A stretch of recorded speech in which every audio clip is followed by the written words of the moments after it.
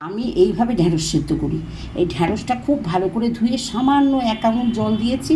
জল দিয়ে আমি তারপরে তোমাদের দেখাবো। ভাতের মধ্যে দিলে ভাতে নাল হয়ে যায়, বের করার অসুবিধা হয়, সমস্ত ভাতে মিশে যায়। এইভাবে আমি তোমাদের দেখাবো নামিয়ে। হয়েছে দেখো, কোনো সিটি টিটি ফেলবে না, হুস হুস করবে প্রেশারে, সামান্য ভাপ আসবে, সঙ্গে সঙ্গে প্রেশার বন্ধ করে দেবে। দিয়ে এই যে এরম করে করে এরম করে করে কাঁচি দিয়ে কেটে ফেলবে। এই তারপরে নুন দিয়ে আর দিয়ে তেল দিয়ে মেখে নেবে। এই ভীষণ ভাতের মধ্যে দিলে মাখামাখি হয়ে যায়। আমি এইভাবে সব কেটে নিচ্ছি, কেটে নিয়ে আমি তোমাদের দেখাচ্ছি। সমস্ত মোটাগুলোকে কেটেছি, হাতেও লাগলো না, কিছু না। আর এই যে কী সুন্দর দেখো, একটাও ভাঙেনি, একটাও দানা বেরিয়ে যায়নি। প্রেশারে সামান্য প্রেশারে সঙ্গে বন্ধ করে দেবে আর অল্প একটু জল দেবে।